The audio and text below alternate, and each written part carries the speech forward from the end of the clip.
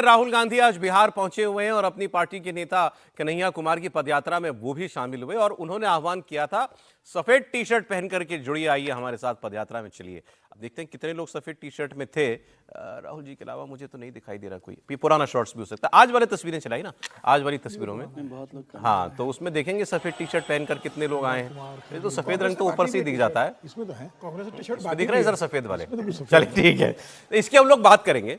मैं थोड़ा सा आपको दूसरे पक्ष के बारे में भी बता दूं, बिहार, क्योंकि अब इस साल एक ही चुनाव होना है, वो बिहार में हो रहा है। अभी अमित शाह गए थे बिहार, जहां उन्होंने भी युवाओं से आह्वान किया था, मेरे जिगर के टुकड़ों जैसे प्यारे बिहार के नौजवानों, उन्होंने आह्वान किया था।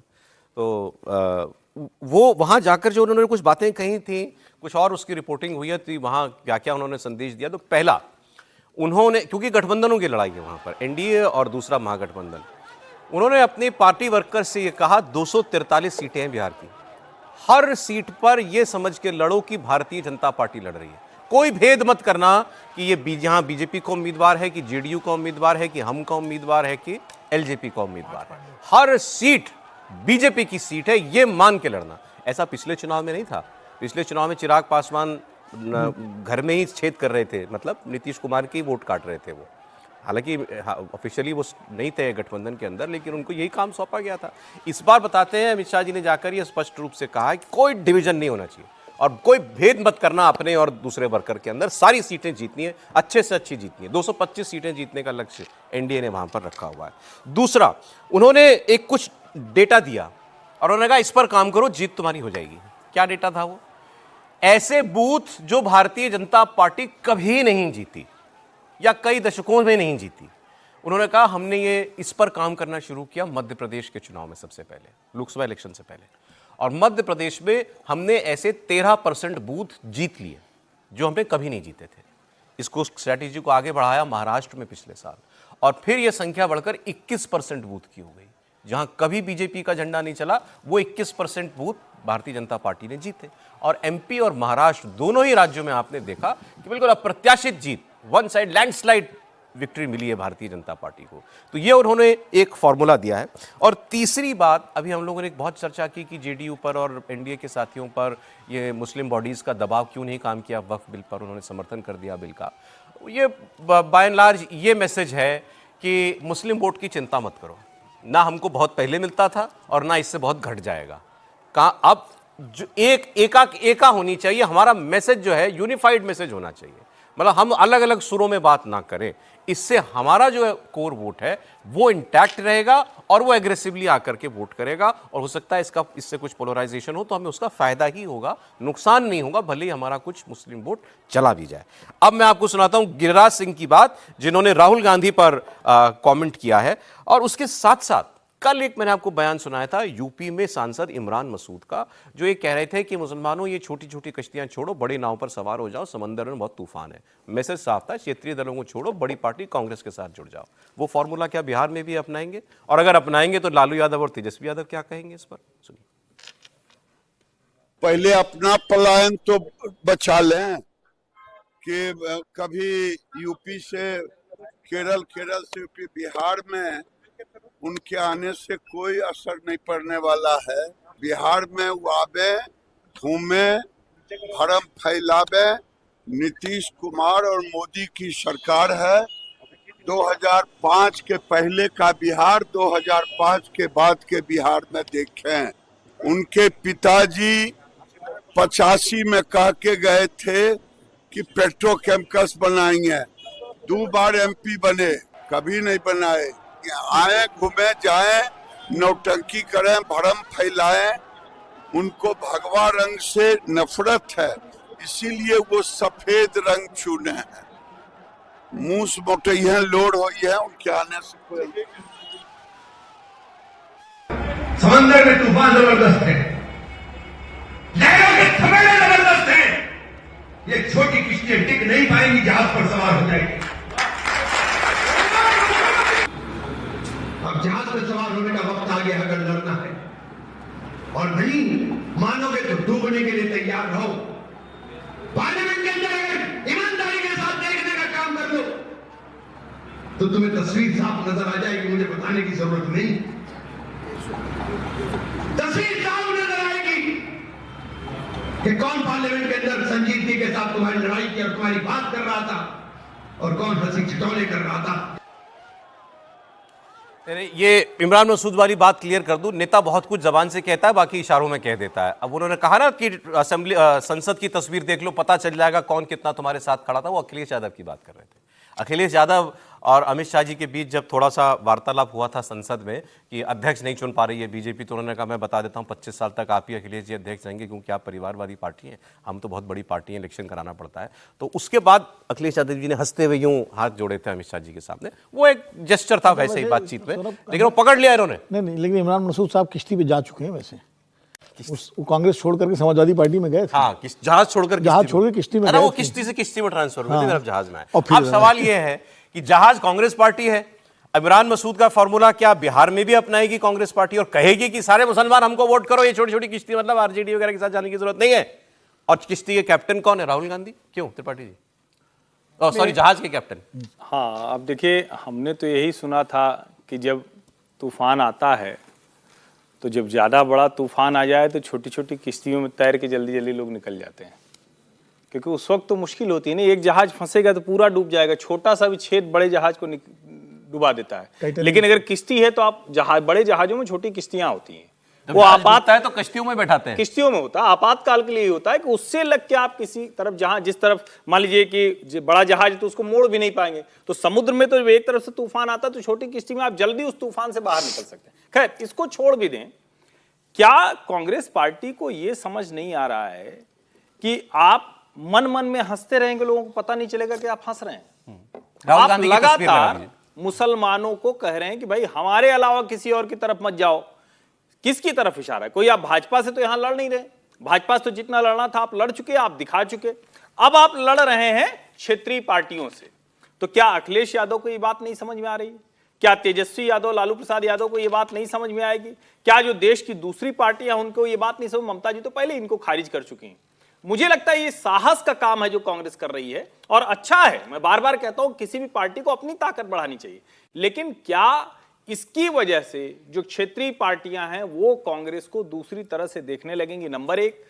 फिर जो चुनाव के समय गठजोड़ में जो कह रहे हैं कि हमारा बार्गेनिंग वाला पक्ष मजबूत हो जाएगा, क्या वो मजबूत हो पाएगा? और पहला तो चूंकि बिहार का ही चुनाव है, क्योंकि बाकी राज्यों में बंगाल हो, तमिलनाडु हो, वहां तो कांग्रेस की बहुत स्थिति नहीं है। तो प्रयास अच्छा है, लेकिन ऐसे बैठकों में कहना कि आप कश्ती छोड़कर जहाज में आ जाइए, वो संदेश जो दे रहा है, या तो आप खुल के आ जाइए कि राहुल गांधी देश भर में ऐसी सभाएं करें, इस तरह से बात करें। और एक बात मैं और कहूंगा, देखिए, ये बहुत भीड़ तो दिख नहीं रही है जिस तरह का युवाओं का इतने दिनों से चल रहा है।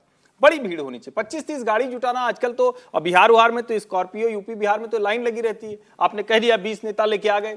सवाल यह है कि जनता कितनी आ रही है। और व्हाइट टी शर्ट का आप पूछ रहे थे, तो मैं बता दूं, व्हाइट टी शर्ट आपको भी चाहिए तो कल मिल जाएगी।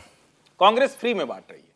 जब से राहुल गांधी ने व्हाइट टी शर्ट पहनना शुरू किया, ये कैंपेन है, मतलब ये अच्छा मार्केटिंग कैंपेन है। लेकिन ये तथ्य बता रहा हूं मैं कि आप अगर चाहते हैं तो आप भी उनके यहां जाके सिस्टम से जाके बता दीजिए, आपके घर पे व्हाइट टी शर्ट पहुंच जाएगी। जब राहुल गांधी पहुंचे तो उसको पहन लीजिए। अब आप लोग पूछ रहे हैं कि कन्हैया को क्यों आगे बढ़ा रहे हैं? एक बात तो ठीक है, कन्हैया बोलता है, बढ़िया बोलता है, छात्र संघ से निकला हुआ नेता है, लेकिन जब छात्र संघ से निकला था कन्हैया, तब भी लाल कटोरी नीली कटोरी किसी को समझ में नहीं आया था। वो भाषण अगर किसी को याद हो, बताते रहा लाल कटोरी नीली कटोरी, पुलिस वाला मिला, फिर ये बताया। और अभी भी जो कन्हैया ने भाषण किया, अभी प्रेस कॉन्फ्रेंस की थी, क्या कहा था? बिहार क्यों मोदी जी आ रहे हैं? यहां पानी बहुत है, सारा पानी हाईवे से लेके चले जाएंगे। तो राहुल जी और कन्हैया जी की समझदारी का स्तर भी एक है। तो यह भी एक बड़ी वजह है कि वो आगे बढ़ा रहे हैं, क्योंकि यह संभव नहीं हो सकता ना कि कोई नेता जो बिहार में रह के उस तरह से राजनीति न कर रहा हो। ठीक है, आपको कोई चेहरा पकड़ना पड़ता है, इस बात से मैं सहमत हूं कि अगर कोई वहां बचा नहीं तो आपको कन्हैया को बढ़ाना पड़ेगा। लेकिन क्या कन्हैया कुमार ने कभी बिहार में जम के राजनीति की? जब उनको टिकट मिला था तब भी, उसके बाद क्या वहां जम के राजनीति आप दिल्ली की करेंगे और चाहेंगे बिहार में स्थापित होना? ये कैसे हो पाए? अरे, जेडीयू के एक और बड़े नेता हैं संजय झा, उनका भी स्टेटमेंट हमारे पास है, तो बताइएगा, हम सुना भी दें व्यूअर्स को। उन्होंने कहा कि राहुल गांधी वक्फ पर क्यों नहीं बोले, मुसलमानों की बात करते हैं, तो ये बात हम लोगों ने इसकी चर्चा की थी। फिर उन्होंने कहा ये जो पदयात्रा है पलायन रोकने के नाम पर हो रही है, तो पलायन तो तब हुआ था जब यहाँ पर कांग्रेस और राजद की सरकार थी, पहले कांग्रेस और फिर आरजेडी की सरकार यहाँ पर थी। और फिर उन्होंने यही कहा कि बिहार में दंगे, सबसे बड़ा दंगा कब हुआ था? वो भी तब हुआ था जब बिहार में कांग्रेस पार्टी की सरकार थी। तो ये बयान आता है तो मैं आपको सुनवाता हूँ सर, लेकिन कांग्रेस की कुछ शेयर मार्केट तो डाउन जा रही है, इनका स्टॉक उठेगा? सवाल ये है कि जब वो कुछ नहीं करते तो आप कहते कुछ हम नहीं कर बिल्कुल रहे नहीं कह रहे, हम आप मतलब कि जो लोग बात कर रहे होते हैं कि भाई कांग्रेस कुछ नहीं कर रही, सड़क पर नहीं है, जमीन नहीं, नहीं, ठीक कर ये रही है, पर्सनल कोई बात नहीं है। मैं कह रहा हूँ जनरल एक बातचीत होती है कि कांग्रेस कुछ नहीं कर रही। अब राहुल गांधी पदयात्रा पर निकल गए हैं, सड़कों पर है, बेगूसराय में है, और बेगूसराय इसलिए भी इम्पोर्टेंट है कि कन्हैया कुमार की जगह है। कन्हैया कुमार की जगह से भी ज़्यादा इम्पोर्टेंट है कि लालू यादव ने पिछली बार उनको धमका दिया था कांग्रेस को कि बेगूसराय से अब गिरिराज सिंह की भी जगह है वो। हाँ, गिरिराज सिंह तो है, मैं आरजेडी और उस हिसाब से कह रहा हूँ। गिरिराज सिंह का तो है ही कॉन्स्टिट्यूंसी है, लेकिन लालू यादव की वजह से उनको टिकट नहीं दिया गया बेगूसराय में कन्हैया कुमार को पिछली बार। तो अब इस बार वो वहाँ लड़ रहे हैं और वहाँ पदयात्रा पर जा रहे हैं और राहुल गांधी उनके साथ है, तो जाहिर तौर पर इससे नुकसान तो नहीं होने वाला कांग्रेस का। कितना फायदा होगा ये तो आगे पता चलेगा, कितना फायदा होगा। वोट बटेगा भी किसी का भी, मान लो मुसलमानों का भी रहेगा तो गठबंधन में रहेगा, और कोई वोट नहीं बढ़ता। पहले संगठन को तो मजबूत करें। हर दिन हम बात करते हैं कांग्रेस है ही नहीं तो कौन पूछेगा। आज कांग्रेस मजबूत होगी तो हो सकता है लालू यादव का भी क्या नुकसान हो रहा है उसमें, वही जो आप कह रहे हैं गठबंधन में तो दोनों लोग रहेंगे। तो कांग्रेस अगर मजबूत हो जाती है, ऐसा नहीं है कि इस यात्रा से ये बस सब कुछ हो जाएगा, तो बड़ी मजबूत होती है तो उनके लिए फ़ायदेमंद होगा। गठबंधन में कैसे सीट्स को ले सकते हैं, सही सीट ले सकते हैं, नहीं ले सकते हैं, ये सारी ताकत है। और अभी चुनाव दूर है तो ये एक्सरसाइज का सही समय है जब कांग्रेस अपने संगठन पर ध्यान दे और राहुल गांधी खुद सड़क पर आ गए। ये जो सर बहुत सारे कई मुस्लिम बॉडीज ने सवाल उठाया, केरल की भी हैं और जगह की भी हैं कि भाई अब कांग्रेस वक्फ पर कांग्रेस ने हमारा साथ नहीं दिया, राहुल गांधी ने स्पेशली हमारा साथ नहीं दिया। ये क्या आपको लग रहा है मैसेज ट्रैवल कर रहा है? इसको एनडीए बीजेपी वाले भी थोड़ा उछाल रहे हैं। मैसेज बीजेपी उछाल रही है, लेकिन यदि पार्लियामेंट में देखें तो ये बात ठीक है कि तीनों लोग, हमने भी चर्चा की कि गांधी परिवार के तीनों सदस्य वक्फ बिल पर नहीं बोले। प्रियंका जी भी नहीं बोली, प्रियंका जी तो खैर थी नहीं, सोनिया जी भी राज्यसभा में नहीं बोली, और राहुल जी जो विपक्ष के नेता भी हैं उन्होंने भी उस पर बात नहीं की। लेकिन वक्फ बिल पर विरोध तो किया ही है। वोटिंग के हिसाब से देखें राजनीतिक तौर पर तो पूरी की पूरी कांग्रेस उसके खिलाफ खड़ी हुई है। तो ये कहना कि वो नहीं है, लेकिन वो सामने आकर खड़े होते तो मुसलमानों को लगता है कि उनकी लड़ाई के वक्त वो खड़े हैं। संजय झा के बयान की बात कर रहा था, वो आ गया, सुना दीजिए। जेडीयू के नेता। पार्लियामेंट अब चुनाव आ गया है तो सब लोग आपको दिखाई पड़ेंगे। बिहार के लिए कोई योगदान है उनका? पार्लियामेंट में ही अभी आप लोग भी जानते हैं इतना इम्पोर्टेंट वक्फ बिल था तो कहाँ बोले लीडर ऑपोजिशन है? बोलना चाहिए था ना अगर लगा कि ये है। इसलिए उनके आने का क्या प्रभाव पड़ेगा वो तो आप जानते ही हैं। हमको नहीं लगता है कोई इसका इम्पैक्ट है, लेकिन बिहार में आया है तो बिहार तो वैसे ही ठीक है। बताइए पलायन कब हुआ? जब यहाँ सरकार थी आरजेडी और कांग्रेस की, सारे यहाँ से डॉक्टर चले गए, सारे यहाँ से जो इंडस्ट्री के लोग थे चले गए, बड़ी संख्या में स्टूडेंट यहाँ से चले गए। तो बताएंगे ना पलायन कब हुआ? आ रहे हैं, उनसे पूछिए ना राहुल गांधी जी से कि सबसे बड़ा दंगा कब हुआ बिहार में? कांग्रेस की सरकार थी, भागलपुर दंगा हुआ। झा जी भी कमाल करते हैं। 20 साल से चीफ मिनिस्टर नीतीश कुमार है। 20 साल, एक नस्ल बड़ी हो गई पूरे देश की, बिहार की पीढ़ी हो जाती है सर 20 साल में। और उसके बाद एक अच्छी बात है कि संजय झा की और जो जेडीयू के नेता हैं, बीजेपी के नेता हैं, उनकी याददाश्त बड़ी अच्छी है। अभी वो पिछले 20 साल पहले ही चल रहे हैं बिहार में। इन 20 साल में क्या हुआ वो याद नहीं। आप लोग गलत जोड़ रहे हैं।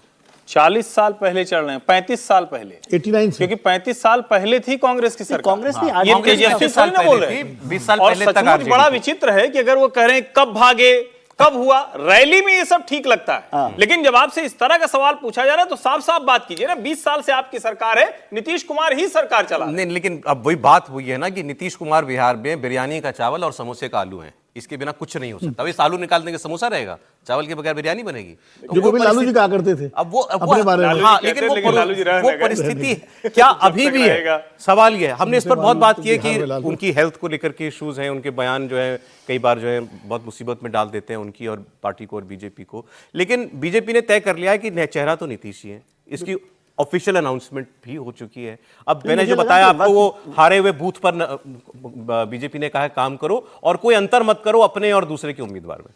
देखिए अमित शाह ने 2-3 बातें बहुत अच्छी बैठक में बोली थी। उन्होंने कहा था कि 2025 का चुनाव है, 2025 में 225 सीटें हमें बिहार में जीतना है इस बार, और 5 पांडव की तरह हमें मिलकर चुनाव लड़ना है इस विधानसभा चुनाव को, और 225 सीटों के साथ सरकार बनाना है। बूथ मैनेजमेंट का उन्होंने टिप्स दिए। अमित शाह संगठन के माहिर आदमी है, लेकिन अब बूथ मैनेजमेंट पे तो प्रधानमंत्री मोदी ने भी लोकसभा चुनाव के समय कहा था कि 400 सीटें कैसे जीतना है। मैं आपको गणित बताता हूं, हर बूथ पे आप 370 सीटें बढ़वा दीजिए, 370 वोट बढ़वा दीजिए, आप 400 सीटें जीत जाएंगे। और उसके बाद एक और घटना घटी, जब झारखंड का चुनाव हुआ था तो हेमंत विश्व शर्मा जो सब प्रभारी बने थे, तो उन्होंने बूथ मैनेजमेंट की बैठक ली और उन्होंने बताया कि आसाम हमने कैसे फतह किया, और आसाम का समीकरण उन्होंने झारखंड में लागू करने के लिए बोला बूथ मैनेजमेंट में। उसके बाद शिवराज सिंह 2 दिन बाद गए, शिवराज सिंह चौहान जो प्रभारी थे, तो वहाँ के प्रदेश अध्यक्ष और बूथ होल्डर ने बताया कि हेमंता जी ने हमें इस तरीके से समीकरण बताया है। शिवराज जी ने समीकरण समझा। शिवराज जी बोलते भाई 18 साल में तो मध्य प्रदेश में मुख्यमंत्री रहा हूँ, ये समीकरण तो मुझे कभी काम में नहीं आया। अब हेमंता जी को जरूर कोई एक्स्ट्रा, किसने बोला ये? शिवराज सिंह चौहान ने बोला हेमंता जी के पास ज्यादा ज्ञान होगा बूथ मैनेजमेंट का, आप उनके हिसाब से चुनाव लड़िए, कोई दिक्कत नहीं है। कोर्ट तो किया जा रहा है एमपी का इलेक्शन ही, कि एमपी में ये स्ट्रेटेजी काम की? नहीं, एमपी में की, झारखंड में नहीं की। झारखंड का पता नहीं, कहा ना शिवराज जी ने कहा कि मुझे तो कभी फायदा नहीं मिला इसका। इंचार्ज थे झारखंड के, और हेमंता जी ने जब हेमंता ने बताया कि इस तरीके से हमने आसाम में काम किया, तो शिवराज जी बोले कि भाई 18 साल तो ऐसा मैंने किया नहीं, अगर उनको लगता है तो आप इंप्लीमेंट करो। उन्होंने इंप्लीमेंट किया तो परिणाम सबके सामने है। तो मुझे लगता है कि भाई सिर्फ बूथ मैनेजमेंट से नहीं होगा कि आप बूथ मैनेजमेंट करो, पार्टी को आप नीतीश कुमार को भी देखना पड़ेगा कि नीतीश कुमार की स्थिति कैसी है। उनसे कहा गया है कि नीतीश कुमार के स्वास्थ्य को लेकर कोई बयान नहीं देगा, नीतीश कुमार मुख्यमंत्री बने रहेंगे। कोई बयान ना दे, वो खुद ही कुछ कह देंगे। लेकिन बीजेपी ने नीतीश कुमार जी के लिए काम कर दिया ना, वक्त बिल पास करके। कांग्रेस पार्टी खुलकर मुस्लिम वोट के लिए कदम बढ़ा रही है और अपील कर रही है, काम कर रही है। और जो मैंने आपको स्टेटमेंट सुनाया इमरान मसूद का, वो तो यूपी से ही आते हैं, यूपी में उन्होंने बयान दिया था। अब मैं यूपी की ही उनके साथी की बात कर लेता हूं, जिसको ज्यादा मुसलमान वोट जाता है और जो चाहती है वापस लेना Congress party, Samajwadi party. Congress Samajwadi party का कोई बड़ा नेता, अखिलेश जी समेत, राम मंदिर दर्शन करने के लिए नहीं गए। पिछले साल जनवरी में मंदिर के दर्शन सबके लिए उपलब्ध हो गए थे, लेकिन कोई नहीं गया। अवधेश प्रसाद जी जो वहां से सांसद चुन करके आए और अयोध्या हार गई भारतीय जनता पार्टी, ये हम पिछले आज तक सुन रहे हैं। अब लगभग 1 साल होने को आ गया है लोकसभा के इलेक्शन में, आज तक बीजेपी को लोग ताना देते हैं कि तुम अयोध्या ही नहीं बचा पाए।